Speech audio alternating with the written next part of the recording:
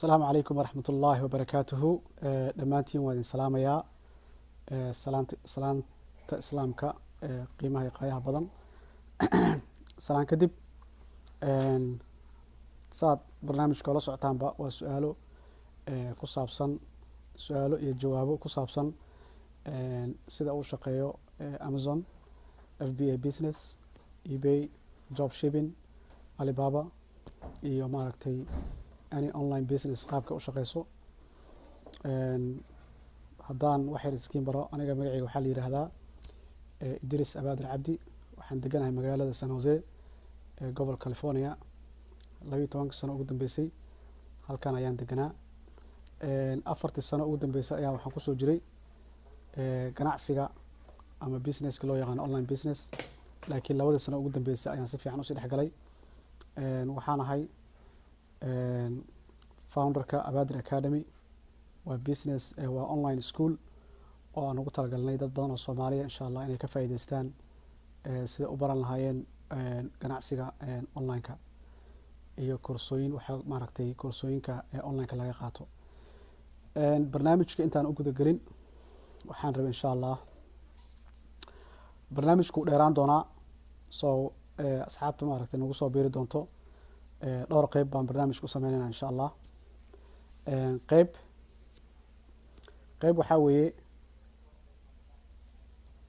waxa weeye su'aalo iyo jawaabo oo aan maaragtay ka qaadayno dadkeena hadda maaragtay walaalaha halkan fadhiyo aan ka qaadayno oo raba businesskana wax ka ogaadaan qaybna waa su'aalo noo qoran oo aan rajeynayno maaragtay insha Allah nala soo weydiiyey oo Facebook groupkana lagu soo weydiiyey qaybna waa qayb dadka hadda online-ka ah aan u fureyno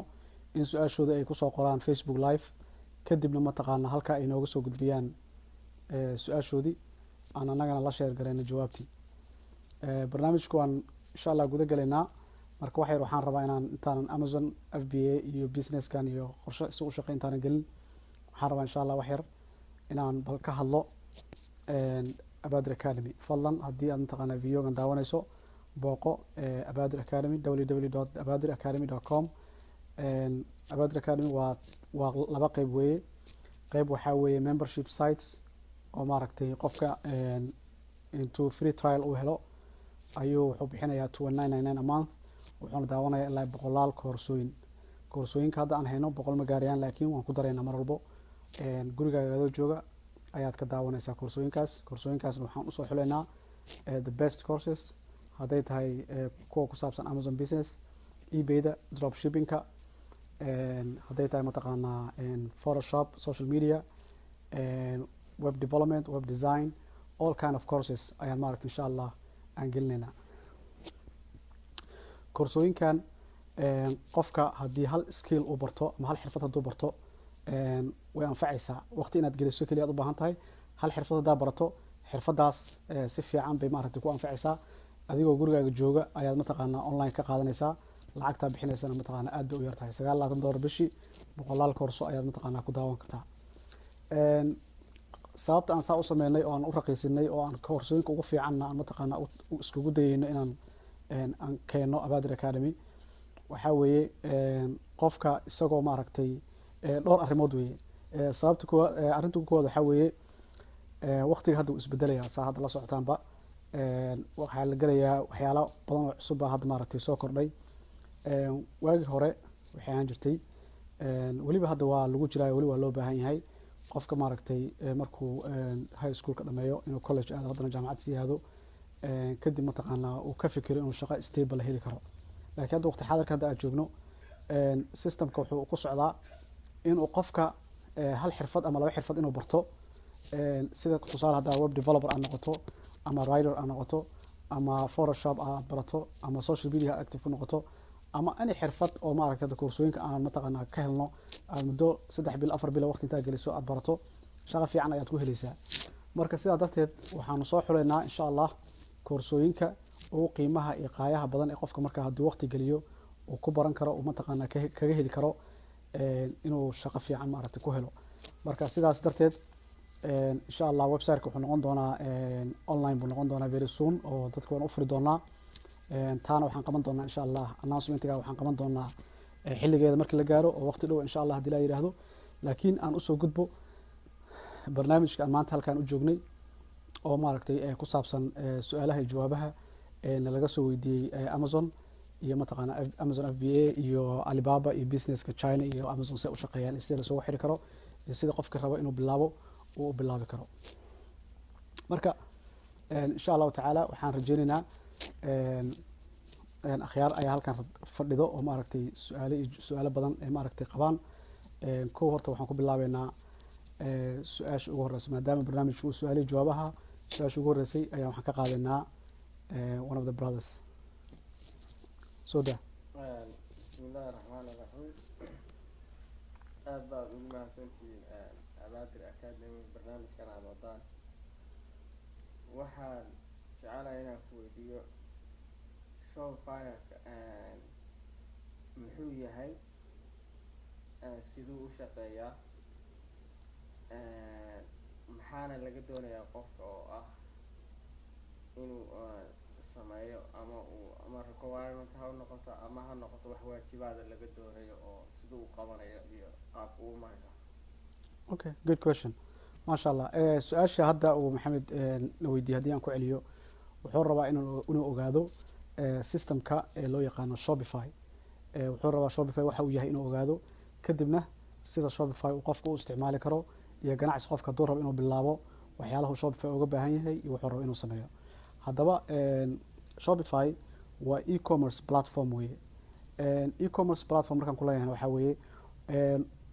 haddaad waqtiga dib u raacdo xilligii uu soo baxay mataqaanaa codinka iyo website in la sameeyo sagaashameeyadii markii ay soo baxeen, waxaa maaragtay waxaan akhriyey in xilligaa qofka u baahan inuu barto sida loo sameeyo website uu u baahan yahay inuu xifdiyo ilaa 200 iyo ka badan oo code inuu xifdiyo. marka xilligaas sidaas u adkeed, marka waa la soo yareeyey 60 uu noqday 20 uu noqday. hadda maanta marka waxaa la marayaa waqti la sameeyey qofka inuu u baahan yahay inuusan u baahnayn inuu coding badan inuu barto hadduu rabo inuu sameysto ganacsiga online-ka ama Shopify waxa loo yaqaan. marka Shopify wuxuu yahay waan sharxi doonaa, I know weli ma aan u gaarin. so marka arinta marka Shopify waa platformki weeyaan. marka haddaad rabto inaad website rabto inaad sameysato websitekaas aad rabto inaad adiga dukaan adiga aad leedahay online-ka ah wax rabto inaad ku gada ah hadduu yahay dan waxaa isticmaalaysaa systemka Shopify. Shopify marka waa platformki weeyaan. paymentiga mataqaanaa dadka uga qaadan kartaa lacagihii mataqaanaa dadka bixinayeen, alaabtaadii sawiradii iyo productiga gelin kartaa, magacii domainkaada ayaad ku xiri kartaa hadduu ka soo qaatay domainkaada kale hadduu yahay www.maxamed.com hadduu yahay oo aad rabto saas inaad wax ku gado. waxaad u baahan tahay kaliya inaad domainka aad soo gadato oo aad ka soo gadato kambaniyada waaweyn sida GoDaddy iyo mataqaanaa namecheaps.com, kadibna aad mataqaanaa timaado Shopify. Shopify waxay leeyihiin package leeyihiin oo monthly package mid $29.99 iyo mid mataqaanaa $7.99. basic one is good, that's the best one ee dadka mataqaanaa majority isticmaalaan. markaa ka gadato Shopify marka waxaad ku sameynaysaa productiga aad rabto inaad gado maadaama ganacsiga online-ka aad rabto bilaawdo. tusaale alaab baad haysaa inaad gado, alaabtii baa sawiradeeda gelinaysaa, alaabtii baa qoraalkeeda gelinaysaa, alaabtii baa mataqaanaa qiimaheeda gelinaysaa. marka qofkii aniga oo meel kala jooga intaan website-kaada tago www.maxamed.com ku furato intaan tago ayaan alaabtaadii arkayaa. markaan arko waan dalbanayaa, lacagtii waxaan ku bixin karaa systemka Shopify aan ku bixin karaa, kadibna alaabtii ayaad ii soo ship garanaysaa meel walba aad joogto. haddii aad systemka Amazon isticmaalaysan Amazon ayaa alaabta ship garanayo. haddii aad mataqaanaa alaab adiga dee gooni ku ah aad ku gadayso oo aad rabto inaad ku gadana saas aad u isticmaalaysaa. marka inta badan Shopify waxaa loo isticmaalaa ganacsiga loo yaqaano e-commerce loo isticmaalaa. marka haddii uu qofka maaragtay uu rabo inuu ku ekaado kaliya Shopify kaliya hadduu rabo inuu ku ekaado waxaa jira system la yiraahdo dropshipping. dropshipping waxaa weeye shirkadaha waaweyn ee wholesalerska ah ama halkan ha joogaan Mareykanka ha joogaan ama ha joogaan mataqaanaa dalka China ama caalamka shirkadaha ha joogaan, system baa jiro oo la yiraahdo directory dropshipping. kuwa waxay sameeyaan alaabtii qofka online ku gadeeyay ayay hayaan. marka alaabtii ayaad ka soo qaadanaysaa website-kooda, sawiradii iyo description-kii wixii ayaad website-kaada gelinaysaa. markay customer ka gataan alaabtii iyagaa ship garanayo, iyagaa package garanayo, iyagaa mataqaanaa alaabtii dirayo. marka sidaa awgeed adigu marka waxaa kuu fududeeyey systemkaas oo kuu noqday website-kii iyo platform-kii e-commerce-kii wixii isku jira waxaa kuu noqday Shopify baa kuu noqday. marka Shopify saasuu mataqaanaa guud ahaan u shaqeeyaa insha Allah. haddii la yiraahdo su-aasha labaad ayaan maaragtay aan qaadayna haddii la yiraahdo. Go ahead brother. bismillahi raxmaan raxiim su-aasheeda waxaa weeye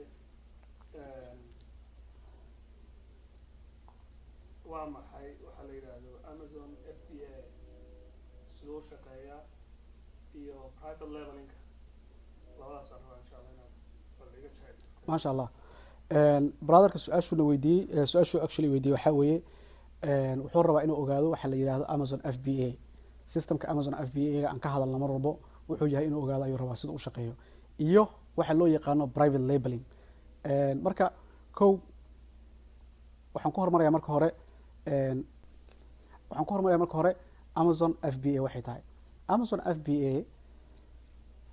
ereyga FBA da wuxuu u taagan yahay horta fulfilled by Amazon ayuu taagan. macnaheedu waxaa weeye alaabtii waxa package garanayo ship garanayo sameynayo shirkadda Amazon wayaan macnaheeda. marka aan soo bilaabo marka Amazon FBA si u shaqeyso. ganacsiga Amazon markuu bilowday waagu bilowday markuu bilowday waxaa lagu bilaabay in lagu kala gato bugaagtu ku bilowday. haddaadan Amazon wax ka aqoon xogaaya waa ku wareereysaa waxaan hadda ka hadli doona insha Allah. so waxaan rajeynayaa inaad YouTube videos more aad daawato si aad mataqaana Amazon wax uga ogaato. laakiin waxaan ka soo qaadayaa su-aashan qof xogaa yara arkay oo wax yar u yara baxsan yihiin ama wax ka gatay haddana rabo mataqaana inuu more information jawaabteeda helo.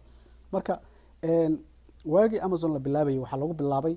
in lagu gado bugaagta meel bugaagta lagu gado ayay ahayd. marka muddo ayaa lagu soo gadi jiray bugaagtii kadibna shirkaddii waxay isu bedeshay shirkad lagu gado alaabaha electroniga home kitchenka mataqaana personal careka fitnesska. then waxay isu bedeshay alaab meel lagu gado alaab walbo aa u baahan tahay wax walba aa u baahan tahay meel lagu gado ayay isu bedeshay. marka shirkadda Amazon alaabta ay gado iyada ma wada laha. alaabta ay gado qayb iyada iska leh qaybna waxaa iska leh dad mataqaana individuals oo anagoo kale ah oo guryahooda jooga iska leh. marka qaybta marka FBA ga la yiraahdo waa qaybta mataqaana dadka individuals ay leeyihiin alaabtoodii bay Amazon u keensadaan. markay u keensadaan Amazon alaabtii bay package gareysaa way ship gareysaa customerkii u dirtaa. marka waa contract ama partnership ka dhaxeeyo qofkii iyo shirkaddii Amazon ka dhaxeeyo weeye. marka shirkadda Amazon qaabka xiriirka loogula sameeyay iyo sidoo ku bilowdo waan u gali doonaa insha Allah. laakiin marka hore ka shirkad ahaan meeqa qaybood baa wax loogu gadi karaa horta su-aasha koowaad su-aashaas waxa ka dhex dhalanaysa su-aasha ah qaabkee wax loogu gadi karaa iyo meeqa qaybood horta u kala baxaa. qaybta bugaagta marka laga soo tegay muddadaas ay Amazon furtay qaybna inay iyaga wax ku gataan qaybna ay u furaan qof walba oo raba inuu alaabtiisa ku gato oo u suuq tago. ayaa marka qaybtaas ay waxay noqotay qayb ay dadkii oo dhan ka wada dhexeyso qof walba u furan karo. marka Amazon dadku waxay u kala saareen dhowr qaybood. qayb waxay dhaheen waa merchant qof merchant waxaa weeye system FBM la yiraahdaa la isticmaalaa. alaabta adiga hayo gurigaada ay taalaa adiga soo gatay ama adiga use gareeyay ama adiga whatever ay noqoto Amazon aad rabto inaad ku sii gado. marka alaabtii waad gelinaysaa sawirradii waad gelinaysaa markaa geliso alaabtii waad diraysaa adaad dirayo. marka taa waxaa la yiraahdaa waa systemka qaybta hore weeye waa qaybta merchantka weeyaan. haddaba qaybta kale ee mataqaanaa kusoo xigto waa qaybta wholesalerka weeye. wholesalerka waxaa weeye hadda YouTube videos haddaad daawato waxaa ku arkaysaa qof baxayo oo Walmart intuu tago ama Target intuu tago ama maaragtay dukaamada caadiga intuu tago Salvation Army intuu tago alaab intuu ka soo gado scan gareeyo sawirradii geliyo Amazon u diraayo oo lacag sii saaranaya arkaysaa. wholesaler la yiraahdaa qaybtaas waa qayb competitionkeeda badan yahay lacag badan lagama sameeyo. marka qaybta private labeling oo hadda ah qaybta anaga aan dadka mataqaana ku train gareyno aan barno oo aan jecelnahay qof walba oo Soomaaliya meel walba uu joogo inuu ka faa'iideysto as long internet ah haysato systemka bangigan meesha aad joogto ka jiro waliba ku maaragtay qurbaha joogo ay mataqaana aad ugu fududahay inay sameeyaan waa qaybta private labeling weeye. qaybta private labeling waxaa weeye waxaa loo ogol yahay kambaniyada inay wax ku gadaan dadka kambaniyada ah. soo kambani marka maxaan ka wadaa adiga kambani noqon kara adiga waxaa la bixi karo kambani magaciisa. hadda dhalinyarada qaar haddaan su'aal u soo qaato qof baa wuxuu sameystay dhalinyarada qaar sameystay kambaniyo magaca kambaniga markuu qofka la yimaado oo mataqaanaa systemka aan kuu sheegayay oo Shopify ga uu isticmaalo halka website-kiisa mataqaanaa uu kusoo sameeyo kadibna loogada uu soo sameeyo ayaa waxaa la apply gareeyaa Amazon laga apply gareeyaa waxa la yiraahdo private labeling. private labeling waxaa weeye product adiga aad leedahay inaad Amazon ku gado weeyaan. marka productiga adiga aad leedahay oo Amazon aad ku gadayso ayaa waxaa la yidhaahdaa private labeling. maxay kuwa kale oga duwan tahay? waxay oga duwan tahay tan adiga iskaleho lagu soo sameeyey, magacaadii ayaa mataqaanaa ku qoran productigan. marka magacan waa magaci adiga aad juus garaysato, adiga ku bilowda wey. marka qaybta private labelingka inta badan competitionkeeda waa yaryahay, dad badan oo isku cariimi jirto, waayo shuruudaha iyo waraaqaha la marayo ayaa mataqaanaa dhib badan. marka qaybaha kale waa la iska geli karaa, way fududahay. laakiin qaybta private labelingka waa inaad hoos kasoo bilowdaa, waa inaad kambaniga sameysaa, waa inaad mataqaanaa aad soo wadaa. dan markaa kambaniga magaciisa aad sameyso ayaad mataqaanaa oo sharciyada kambaniga aad soo sameyso ayaad apply garanaysaa. marka waxaa laga yaabaa inaad isweydiiso oo aad tidhaahdo okay, alaabtan Amazon aan ku gaday xageen ka keenaya. dan hadda qayb ka mid ah oo hadda videogan mataqaanaa ku jirto waa qaybta Alibaba wey. insha Allah dadka waan u geli doonaa haddii la yiraahdo meesha alaabta ka keenayso iyo saa usoo package garanayso iyo meesha u dirayso iyo adiga shaqada laga rabo aad qabanayso iyo shaqadooyinka mataqaanaa adiga aad iyo shaqada Amazon ay leedahay ay qabanayso waan u geli doonaa insha Allah. marka laakiin haddii aan dib ugu laabto su-aashii uu brotherkii weydiiyey, anoo soo koobaya systemka private labelingka suu u shaqeeya, anoo soo koobaya. private labelingka waa ganacsi, si fiican idhigeys, waa ganacsi qof walbo uu bilaabi karo. waa ganacsi qof walba u furan, shirkadda Amazon ay aada u soo dhaweyso. waa ganacsi adigoo shaqadaada caadiga ah haysata, adigoo iskuulkaada dhiganaya, adigoo gurigaaga jooga aada sameyn karto wey. cid kaa hortaagan ma laha, kharashka lagu bilaabana ma badno. marka ganacsigaas private labelingka ah waxaa weeye adiga waxaad ku bilaabaysaa kambani aad leedahay, magaciisaad ku bilaabaysaa, kambanigaad mataqaanaa buuxinaysaa waraaqihii, sharciyadaa buuxinaysaa, kadibna mataqaanaa waxaad apply garaynaysaa Amazon inaad mataqaanaa adigoo kambani ah inaad wax ku gado. alaabtan intay ka imaanaysaa? alaabta China ka imaanaysaa directly. mar haddaa kambani tahay waxaa lagu soo sameynayaa manufacturingkii, alaabta adaa waa lagu soo sameynayaa. that's the difference. marka qofkii baxayey oo Walmartka iyo Targetka intuu tago alaab intuu ka soo qaado gadayey, oo Amazon intuu u dira gadayey oo lacag ka sameynayay, systemka arbitrage isticmaalayay oo lacag ka sameynayay, iyo adigoo systemka private labelingka isticmaalaya, 100% farqi weyn baa idin dhexeynaya. farqi weyn oo dhexeyn waxaa weeye, tusaale hadda qofka hadda dukaamada Soomaalida oo kala tagto, alaabta waxaa ku arkaysaa ay hayaan in alaabtaas ay dhowr gacmood ay soo martay. tusaale dadka qaar waxay ku dhahayn alaabtan waxaan ka keenay LA baan ka keenay, Los Angeles oo Chicago ka keenay, ama Dubai liga keenay kuleeyin. intaas oo dhan ba warshad alaabta sameeyso kuma taala. alaabta waxaa ku qoran made in China. marka kuwii China joogayna waxaa waliba sii jooga niman kale oo middleman ah oo u sii dhexeeya jooga. marka alaabtii waxay ku timid, marka retail tahay waxay ku timid iyadoo dhowr gacan soo martay, hadday tahay distributor, hadday tahay wholesaler, hadday tahay mataqaanaa retail, dhowr gacan iyadoo mataqaanaa soo martay ku timid alaabtii. laakiin systemka private labelingka wuxuu uga duwan yahay kuwa kale. adiga mar haddii kambanigaadii la sameeyo manufacturingkii ama warshadii, adigay alaabtii kuusoo sameynaysaa directly. marka adigi iyo manufacturingkii wax idin dhexeeyo oo mataqaanaa middlemana ma jirto haba yaraatee whatsoever. so alaabtii waxay ka imaanaysaa manufacturingkii straight waxay u tegaysaa Amazon warehouse. Amazon markay u timaado alaabtii waxay ku dhahayaan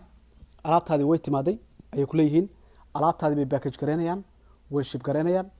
customerkii bay u dirayaan. alaabta hadday soo laabato, qofkii lacag uu alaabta ka heli waayo uu soo celiyo, iyagaa qabanayo. marka systemkaas saas u shaqeeya. insha Allah maaragtay waxaan qaadi doonaa su-aasha saddexaad haddii la yiraahdo. go ahead brother. Amazon iyo laba su-aalood aan ku weydiinaya. Amazon iyo eBay, farqiga u dhexeeya sida u kala shaqeeyaan. su-aasha labaadna waxaan ku weydiinayay, maadaama Abaadir uu yahay company doonaya dadka Soomaalida inay ka faa'iidaystaan businesskan Mareykanka ama qurbaha ha noqoto, ma laga yaabaa dadka jooga Europe inaad gaarsiisaan oo Soomaalida ah aanan haysan barnaamij noocan oo kale ah, qaarkoodna ay ka shaqeeyaan meelaha ay joogaan Amazon, ma isleediin uga faa'iideeyo ama gaarsiiya dadkaas ayagana? good. so brotherka wuxuu weydiiyey laba su-aalood. labadaas su-aalood tan horaan ku bilaabaya. su-aasha ugu hore waxaa weeye sida Amazon iyo eBay waxyaalahay isaga midka yihiin iyo waxyaalahay ku kala duwan yihiin, maxay kala yihiin inuu kala ogaado ayuu rabaa si ay u kala shaqeeyaan. su-aashiisa labaadna waxaa weeye ka shirkad ahaan Abaadir Academy muxuu yahay plankeena inaan dadka halkan jooga USA jooga keliya inaan ku ekaano mase inaan gaarsiino fikirkan Amazon inuu qof walba ka ganacsan karo around the world Europe iyo mataqaana dadka meelaha kala jooga marka insha Allah su-aasha koowaad haddaan ku hormaro Amazon iyo eBay horta shirkad ahaan laba company oo completely kala duwan way kala nooc kala system isticmaalo waxyaalo badan ma taqaana ku kala duwan waxyaalo isaga mid yihiin waa jirtaa kow waxyaalaha isaga mid ka yihiin haddaan horta ku bilaabo labadoodii waa online weeyaan eBay hadda rabto inaad wax ka gadato online weeye Amazon waa online labadoodii waxay alaabta ay gadaan dad kale iskale eBay-da alaab eBay ay leedahay eBay ay samayso oo eBay manufactured by eBay ay ku qoran tahay ma jirto Amazon sidoo kale Amazon actually couple of products ayaga leeyihiin sida Kindle-ka mataqaana iyo kuwa kale waa jiraan laakiin it's not a lot so marka labadoodaba alaabta lagu gado dad ba iskale individuals ah oo maaragtay meeshay rabaan ha joogaan gashto alaabtii ku gato now eBay waxay caan ku tahay alaabta use-ka iyo new-ga labadaba in lagu gado now alaab badan oo use ah ayaa eBay lagu gadaa oo dadka intay soo isticmaaleen ay si rabaan in si gataan qof walbaan ka shaqaysan karo alaab badan oo mataqaana brand new waa lagu gadaa eBay waxay kaloo caan ku tahay systemka actionka la yiraahdo oo mataqaana qofka intuu mataqaana alaabta geliyo oo qiimo yar mataqaana ku geliyo dadka ay bid gareeyaan oo mataqaana qofkii ugu dambeeyo bidka mataqaana ku guuleysta la siiyo systemkaasna way leedahay system kale oo buy now la yiraahdo product inta geliso qiimihiina aad goyso qiimo goor ku qorto qofka mataqaana u gadanayna way leedahay marka Amazon ma laha systemka auctionka ma laha oo mataqaana qofka intuu alaab geliyo oo mataqaana la bid gareeyana ma jirto laakiin Amazon waxay ku shaqeysaa laba qayb kale ama saddex qayb kale hadaan kala qaado kow qaybtan productiga dad baa iska leh oo la yimid oo magacyahooda ku qoran yihiin kambaniyadooda ku qoran yihiin oo Amazon u keensaday Amazon marka alaabtaas ay gadayaan waxa laga yaabaa headphone-ka aad ka soo gadatay ama charger-ka aad ka soo gadatay ama telefoonka aad ka soo gadatay ama alaabta aad ka soo gadatay Amazon of course Amazon aad ku soo dirtay packaging-kii wax walba iyaga ku qornaa laakiin productigaas qof baa iska lahaa magaca gudaha ku qoranna qofkaas kambanigiisa weeyaan marka Amazon maxay ka faa'iiday ugu yaraan 15% to 20% ayay qaadataa mar walba ee qofka product u gado marka ka soo qaad aniga hadda account-kayga markii Amazon markaan qof ay Amazon mataqaana qof markuu tago uu wax ka gato alaabtii Amazon alaabta aniga laga gatay 15% ama 20% depending productiga culeyskeeda iyo mataqaana isay tahay ay ku xiran tahay ayay qaadanayaan inta kale adiga iskala marka adiga inta kale marka waxa ka goynaysaa costiga ama manufacturing ku soo sameysay marka farqiga horta u dhaxeeyo Amazon iyo eBay waa kaas weey now Amazon waxay leeyihiin qayb ka duwan eBay-da oo ah qaybta private labeling-ka waliba mataqaana brand registry-ga loo yaqaano brand registry waxa weeye kambanigaadi magaciisa adiga aad samaysatay ayaad alaabtaada inta brand registry wax la yiraahdo ka apply gareyso in lagu brand gareeyo adiga aad lahaato alaabtii ayaa alaabtaas aan meesha ku gadayso qof kale oo gadi kara oo magacaadi wata oo alaabta adiga soo samaysatay ku gadi kara Amazon ma jirto marka they protect your brand that's the bottom line now eBay qof walba waxba ku gadi karo brand registry-ga kale way leeyihiin iyaga xataa systemkaas laakiin uma adko uma xidiideysno sida mataqaana Amazon uma taqaana u xidideysan yahay but anyway su-aasha labaad oo ah inaan mataqaana aan ku tala jirno qorshe ah inaan mataqaana ballaarino oo aan gaarsiino idea-da private labeling iyo business-ka dadka maaragtay outside USA jooga yes hadda insha Allah taala website-keeni it's online but registration-kii wali ma furna maalinta aan registration ka furi doono very soon way waan announce garan doonaa insha Allah couple of technical things ayaan fix gareynaa marka qofka meel walba uu joogo waxaan ugu talagalnay koorso af Soomaaliya ayaan ugu talagalnay oo hooyada Soomaaliyeed aabaha Soomaaliyeed kan taksiilaha kan Uberka wado anywhere aad joogto aad qaadan karto koorsada marka qiimaha koorsada aad buu u jaban yahay xaqiiqatan markaad fiiriso koorsadaas koorsooyinka la midka ah oo dadka cadaanka ay sameeyaan markaa fiiriso 5,000 6,000 dollar lagu sameeyaa ayaa lagu bixiyaa koorsooyinkaas koorsadan annaga waxaan ugu talagalnay inaan dadka aan ku dhex keenno ugu faa'iideyno iyadoo wax yar oo lacag laga qaadayo aan badnayn den koorsada qofku markuu qaato inuu bilaabo ganacsigii inuu barto qaabku systemkan u shaqeeyo dan inuu mataqaana ka faa'iido qofku asaga mataqaana ehelkiisu ma aragtay la shaqeysan karo oo si bari kan oo si baro marka koorsada insha Allah af Soomaali bay completely noqonaysaa online-kii mataqaana ku jiri doontaa www.abadiracademy.com tag email-kaada geli ku qor si mataqaana koorsada markay diyaar noqoto oo registration-keeda la furo ee mataqaana ku soo gasho then kadib insha Allah taala waxaan rajeynayaa su'aasha afraad inaan qaadno haddii la yidhaha. بسم الله سؤال waxaa weeyaan ganacsiga Amazon iyo wixii dhan hadda waa fahmay laakiin alaabta aan Amazon ku gaday xageen ka keenaya ma Australia tagaya ma China tagaya xageen alaabta la doonaya systemka asagana bal wixii iga faahfaahin insha Allah. ما شاء الله جزاك الله خير. برادرka su-aashiisa waxaa weeye qeybta Amazon iyo Amazon inay alaabtaada ku gadayso waan fahmay ayuu yiri. waxaanan weli fahmin alaabta meeshaan ka keenayo. alaabta ma Dubai baan ka keenayaa, maanaha China tegayo, maanaha mataqaanaa halkan maaliyaal lagu sameynayaa, xageen alaabta ka keenaya ayuu isweydiinayaa. Okay, that's a good question. markaan waxaan ka bilaabaya markaad kambaniga aad adiga dhisanaysid sharciyadiisa markaad dhameyso oo website kambaniga aad sameyso oo aad loogadii sameyso oo aad business license sameyso kadibna aad Amazon FBA account wax la yiraahdo furato kadibna aad apply gareyso inaad adiga kambani tahay alaabna aad rabto inaad ku gado markaad apply gareyso then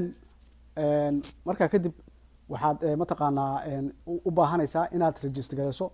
inaad raadiso alaabtii meesha ka keeni lahayd way su-aashaad marka halkaas imaanaysaa. marka the first part waxaa weeye inaad adiga horta sharciyadii iyo wixii dhan soo dhameysato. the second part waxaa weeye alaabtii Amazon ku gadi lahayd meesha ka keeni lahayd inaad mataqaanaa aad raadiso. now alaabta oo dhan horta waxay ka imaanaysaa China. waxa ugu weyn oo aan systemka mataqaanaa Abaadir Academy iyo koorsadan qofka ku baranayana waxaa weeye sida uu qofka alaabtii asagoo aan la khiyaamin asagoo aan la dhicin oo dalka China uga keeni lahaa. kow sidoo mataqaanaa middleman wax la yiraahdo ama wholesaler ama distributor uu isaga ilaalin lahaa ama traders qoliyaha la yiraahdo sida uu directly markaan leeyahay manufacturing waa kana adigana waa kana adiga company baa tahay manufacturing waa kana sida alaabta adiga aad doonto oo arabta Amazon inaad ku gado lagugu soo sameyn lahaa China kadibna alaabtii ay kugu imaan lahayd fadhigaada. now alaabtaas to summarize your question alaabtaas waxa lagu soo sameeyaa China inaad adiga tagto uma baahnid Dubai lama tegaysid meel kale lama aadaysid gurigaaga adoo jooga computerkaada internetkaada haysto ayaa mataqaanaa alaabtaas ayaa lagu soo sameeyaa. now alaabtii marka systemka aan mataqaanaa aan sameyno marka raacdo it's very easy inaad mataqaanaa alaabtii aad hesho alaabtii aad soo sameyso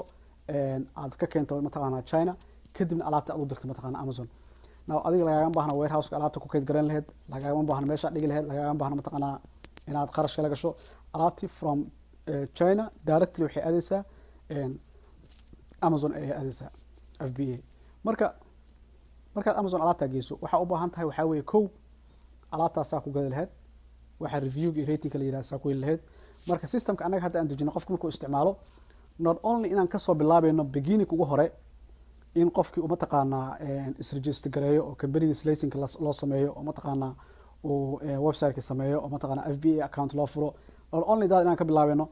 then markaan kuwa soo dhameeyno waxaan galeynaa manufacturing iyo systemka manufacturing soo shaqeeyo laba qayb way. marka qaybna qofka waan train gareenaynaa actual training kan siinayna qaybna hawsh baan la qabanaynaa oo waan tusaynaa sidoo mataqaanaa u sameyn lahaa. hawsh waan la qabanaynaa markaan ku leeyahay hadda maanta da u baahato e-commerce website inaad samaysato the minimum you need to spend waxaa waa $2,000 laakiin systemkan markaa isticmaasho waxaa arkaysaa $100 iyo ama ka yarsaa e-commerce website aan ku sameyn lahayd. then waxaan soo diyaarinay information aad u badan oo qofka dhan walbo ka anfacaya businesskiisa inuu mataqaanaa successful noqdo. waayo adiga guushaada anaga guusheena ku jirto anaga markaad koorsadana qaadato oo aad mataqaanaa bilowdo systemkan qaabkan u dejina aad barato then adiga haddaad successful noqoto anageedan noogu jirtaa oo mataqaanaa successful noqonay because adiga markaad guulaysato anagana mataqaanaa dadka waxaan u sheegno ayaan helaan waxaan leenahay qofkan koorsadana qaatay systemkan qaatay uu isticmaalay maanta shaqadiisa full time ka ahayd oo mataqaanaa dhibka badneed uu ka tagay gurigiisa isagoo joogo maanta u shaqeystaa alaabtiisa waxaa gato Amazon customers so all around the world mataqaanaa alaabtiisa lagu gataa. marka yes to answer your question alaabta adigu inaad baxda meel aad lagaaga baahno alaabta waxay ka imaanaysaa China waa lagu soo sameynayaa kadibna alaabtii adiga isma arkaysaan Amazon FBA ayaa loo diraya warehouse Amazon ayaa loo diraya. marka insha Allah that should be enough for your question. waxaan weydiinayaa yeah brother go ahead su'aasha kale wax yar iga raali haw sorry haddii jiraan dad maaragtay online hadda nagala socda please if you have a question hadday su'aal jirto ku soo qor meesha insha Allah su'aashadan waan kaaga jawaabayna waqti aan ku siinayna khayarta halkan fadhida kaliya ma aha also dadka online ka nagala socdana su'aalihiina soo qora waan idinkaga jawaabayna go ahead brother. qofka systemkan sidaada baro ama bilaababa meeqay ku qaadan karaysaa ma bilay noqonaysaa ma weeg bay noqonaysaa intee in leg bay qofku ku qaadan karaysaa inuu systemka barto inuu systemka barto oo programkan dhex galo iyo qarash ahaanba xitaa marka labada dhinacba isku keeno. Okay,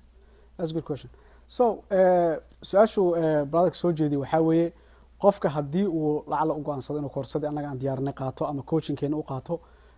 systemka waqti intee la eg ayay ku qaadanaysaa inuu mataqaanaa barto ama u fahmo kharash intee la eg ayaana mataqaanaa u baahan qofka inuu mataqaanaa ay kaga baxdo. Now systemka qaabkan u design gareynay waxaa weeye dadka maskaxda fudud ee dhaqsi wax ku fahmaya ee online-ka iyo qaabka ula shaqeeya la socdo inayna ku qaadan wax 2 week ka badan.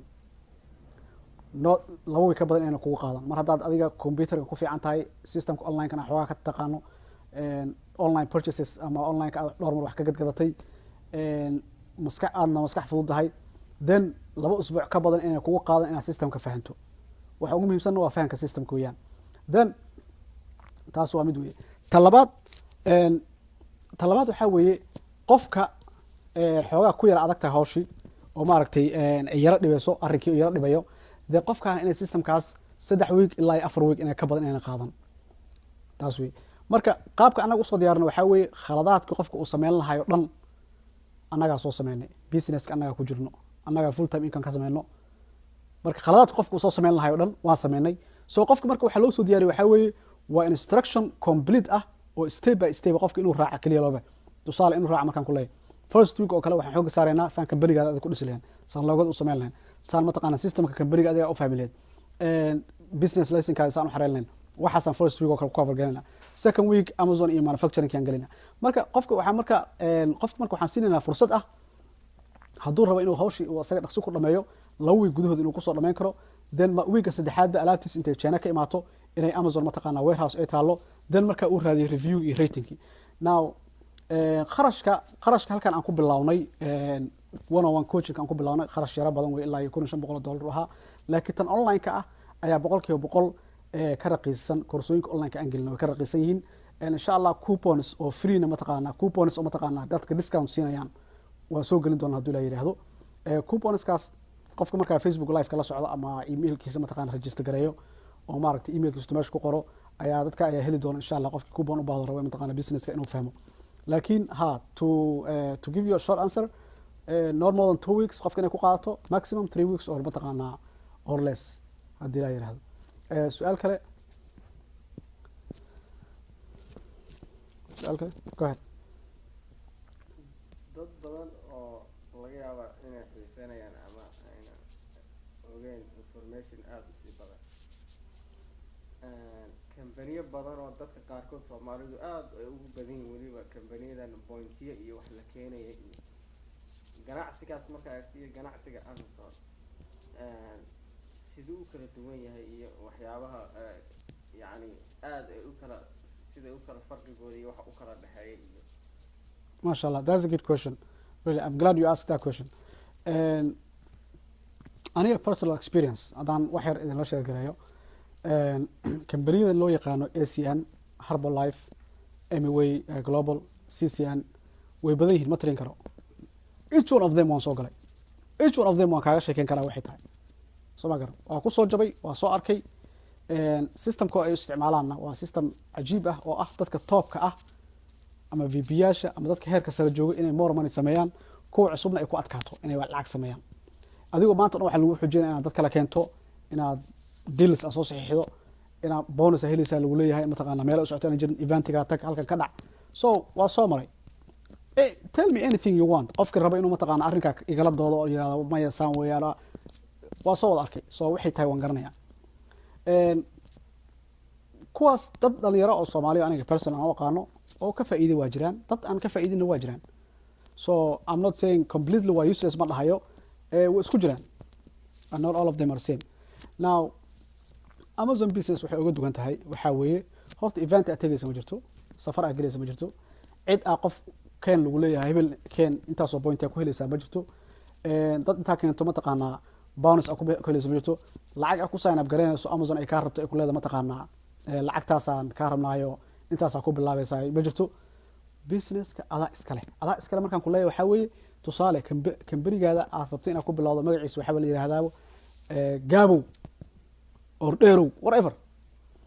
adaa magaci kambaniga la imaanaya business license adaa iskale adaa magaci ku qoran adaa website iskale adaa Amazon productiga ay ku imaanayso ku qoran maalmood waxaan tusayna videoyada aan soo duubayna kamid waxa weeye dhalinyarada hadda coachingka qaadanaya qaarkood ma taqaana kuwa hadda alaabtooda Amazon ay taalay iyo kuwa hadda alaabtooda Amazon ma taqaana u dirayay in kambaniga magaciisa ay la shirgelinayaan last name kooda qaar ku qoran qaar first name kooda ku qoran qofka kambaniga magaciisa wuxuu ka dhigan karaa anything uu rabo marka productiga loo soo sameeynayo qofka alaabta soo sameeynayo adiga iskale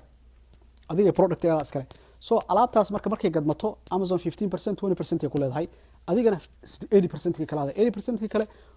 maximum waxa isku dayayna 30% inay mataqaana manufacturing ku baxdo si adiga 50% ay faa'iido mar u hesho ama ka badan ay isku dayayna marka systemka Amazon waa business adiga aan leedahay gurigaaga aad joogo internetkaada iyo mataqaana computerka aad haysto shaqada full time ka aad haysto aad iyar ku bilaabi karto marka aan yar ku bilaawdo dan aad sameyn karto mid kale businesska Amazon hadaa rabto inaad wax ku ogaato gal YouTube waxa ku qorta Amazon FBA what is private labeling what is drop shipping how do I start Amazon business su'aalahaas oo YouTube ku qor weydii arag dadka hadda sameynaya majority waxay u badan yihiin cadaan to be honest with you and sheekada nama soo saaraan oo secretkan banaanka ma keenaan cid walba kala ma sheekaystaan hadda waxa ugu fudud ay ku dhahayaan waxa weeye orod Walmart tag alaab ka soo qaad Amazon galiya ku leeyahay aan ha sameyn that's a bad idea hadda systemka Amazon isticmaalayso systemka private labeling kaliya sameey anything else it's a bad idea competition kala too much so businesska Amazon wuxuu kaga duwan yahay ACN Herbalife MOA Global or any other company ma taqaana ku shaqeysta systemada ma taqaana qofkeen iyo pointkii waxaan ku shaqeysta wuxuu kaga duwan yahay adiga iskale magacaadi businesskaadi maanta day wax gadmaan aday ku gadmeen haddii wax gami waayaan adayna ka gadmin now annaga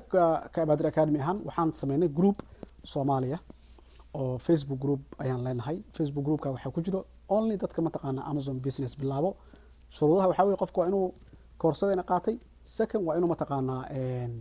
Amazon business uma taqaana bilaabayo marka groupka marka wuxuu ka anfacayaa qofka wuxuu ka anfacayaa productkiisa soo galaya review u baahan yahay reviewga meesha ka helaawayaan coupon soo sameynaya ratingki alaabtiisa laga gadanaya quality alaabtiisa la fiirinaya su'aalihiisa looga jawaabaya waxa dhibaya la qabanaya marka asoo qofka training ka qaatay ayuu hadda wuxuu sii helayaa support dad caawiyo sii helayaa ma taqaana groupka ku jiro marka insha Allah ta'ala I hope that mataqaana answer this question haddayna su'aal kale jirin dadka online ka fursadaan siinaya insha Allah wixii su'aal qabo soo gudbiyo haddii la yiraahdo haddayna su'aal kale go ahead qofku muxuu qarash ahaan ku bilaabi karaa haddii si yiraahdo inuu ka ganacsado go'aansada Amazon qofka good question qofka imsa u baahan yahay lacag ahaan inuu ku bilaabo Amazon business tusaale in siinaya wali waxa laga yaabaa inay dadka qaar ay la yar noqoto wax yar maartay la yaab laakiin Amazon business waa business kaliya lacagta ku bilaabayso adiga ku xiran tahay hadaa maanta aragto inaad $500 ku bilaawdo hadaa rabto inaad $1 ku bilaawdo it's up to you laakiin hadaa rabto faa'iido inaad ka sameyso waa inaad dhistaa kharashka ku bilaabayso waa yar yahay waxa ku bilaabi kartaa content product inaad ka soo gadato Amazon baalkii manufacturingka aad Amazon u dirto then ama taqaana ku bilaabo next time aad 100 ka dhigto next time aad 200 ka dhigto next time aad 400 ka dhigto productiga numberka productiga u baahanta inaad kordhiso product markaan la yaana waxa laga yaabaa tusaale ku siinaya hadda yar dhalinyarada kamid ah waxa jiro ma taqaana gadayo baasha lemon squeezerka maalmood videos aan soo share gareynay wuxuu ku bilaabay 96 xabo ayuu ka dalbaday Amazon wuxuu ka dalbaday manufacturingka marka manufacturing waxay u soo direen 96 xabo 96 xabo uu keenay quality gu fiiriyay boxing fiiriyay everything waa correct way Amazon u diray marka now qofkaas kharashkiisa uu ku bilaabay intaas ay noqotay manufacturing-kana waa kula shaqeynayaan sababtay tahay company waa tahay shirkadaadi magaceeda waa ku qoran business license-kaadi bay hayaan waraaqahaadi USA bay hayaan so number yar marka ku bilowdo aad tiraahdo listen this is a test product intaan ku bilaabaya laakiin goolkayga waxa weeye inaan nagu soo laabto ama product aan iga gato dan suuqiga aan taqaana test gareynaya dan manufacturing waa kula shaqeynayaan systemkaas iyo qaabka umar lahayd iyo meesha ka mar lahayd saa u baran lahaydna kulli annaga hayno ma taqaana koorsooyinka hadda aan ma taqaana online ku hayno iyo koorsooyinka coachingka ay ma taqaana ku wada jiraan so kharashka aday kugu xiran tahay dad waxaan arkay $200 ku bilaabay dad $500 ku bilaabay dad $1,000 ku bilaabay laakiin waa ganacsi adigoo shaqadaada full time ka haysto iskuulkaada haysto ku jira mataqaanaa gurigaaga jooga haddii hooyooyinka yihiin oo kale aad samayn karto. waa ganacsi aad in yar ku bilaabi karto laakiin aad dhisayso. muhiimadda waxaa weye waa inaad dhisayso, waa inaad bil walbo bishii hore meesha joogto bishan aydan mataqaana lamid ahayn, waa inaad hore u socotaa. marka insha allahu tacaala intaana soo gabagabeyn haddayna su-aalo kale jirin waxaan kusoo xirayaa waqtiga. maxaa noo dhiman? couple of minutes aa noo dhiman. ha go ahead, su-aasha ugu dambeysaan qaadina insha allah. online-kana still waa nii furan yihin haddii aad su-aal rabtaan. go ahead. dadka ku cusub yahay ama weligoona gaarin si ay idinkala socdaan waxaad mar labaad ugu soo celisaa meeshani laga heli karo ama website-ka iyo magaciisa. maasha allah. su-aasha waxaa weeye dadka hadda cusub raba inay mataqaanaa businesskan wax ka ogaadaan ama rabaan inay more information helaan, annaga meeshay nagala soo xiriiri karaan. kow horta waxaan ku siinayaa information yar oo ku anfacaya haddaad rabto inaad businesskan ka wardoonto. youtube-ka tag. youtube-ka meel walba aad joogto waa ka access garan kartaa. youtube-ka tag, waxaad fiirisaa amazon business suu u shaqeeyo, private labelinka suu u shaqeeyo, FBA business yaa u shaqeyso fiiri, yaa geli kara, cidda geli karta, kharashka lagu bilaabi karo, maxaa liiga baahan yahay. markaad soo fiiriso, research soo samey, soo arag business inuu yahay legit, inuu yahay inaad bilaabi karto, inaad ka ganacsan karto, inaad full time income ka badan aad ka samayn karto. soo arag, markaad soo aragto dee nala soo xiriir. koorsooyinka annaga aan ku siinayno 100% way ka raqiisisan yihiin kuwa mataqaana dadkan qaar ay gadaan ama cadaanka. now why am I saying that? annaga koorsooyinkeena www.abadiracademy.com ku jiro oo online-ka ah waa koorsooyin aan ugu talagalnay dadka Soomaalida inay ka faa'iideystaan. waa koorsada Soomaaliya ku bixaysa step by step waxaa sameynaysay oo dhan ayay ku tusaysaa. inta ka bilow business license sana u sameynayna, website ka sana u sameynayna, product intaan ka helaynaa, manufacturing ka halkan ka helaynaa, sana ula xiriirina, alaabtaada way imaatay ilaa alaabtaada ay Amazon ka imaato oo alaabtaada laga gato, annaga garbahaadan taagan oo kula jirnaa. then marka halka gaartana Facebook groupka ku jirtaa, haddii su'aal u baahato, haddii aad u baahato idea, haddii aad u baahato comment, haddii aad u baahato help, wali waa lagu jooga oo lagu caawinaya. marka fadlan si aad u hesho more information waxaa booqataa www.abadiracademy.com. insha allah website-ka commentigan waan kusoo qori doonaa. haddii aad telefoon u baahan tahay aniga telefonkeyga waxaa weeye 408-826-7614. waxaan kugula talinayaa haddaad qof dhalinyaro tahay ama qof weyn ama qof yar waxaa rabta ahaw businesskan ka wardoon, waad ka faa'iideysaa insha allahu tacaala. ka wardoon khayr baan idin rajeynaya insha allah. maanta waxaan mataqaanaa kusoo xireynaa, intaasaan kusoo xireynaa su-aalihiin jawaabihiin maanta. insha allah su-aalihii inboxkana loogu soo diray waqti umaanan helin inaan salaadii casar mataqaanaa aan aadna wey hadda haddii laa yidhaahdo. laakiin insha allah waxaan samayn doonaa mar kale aan qaban doonaa session kale oo su-aalahaas ama mataqaanaa kaga jawaabi doono iyo su-aalaha kale mataqaanaa akhyaarta ina weydiiyaan. adiga hadda online-ka naga daawanaya haddii su-aal jirto inboxkeyga mataqaanaa igu soo dir aniga ama mataqaanaa Abadir Academy inboxkooda noogu soo dir Facebook. insha allah intaa ka badan khayr ayaan idin rajeynayaa. wassalaamu calaykum waraxmatullahi wabarakaatu.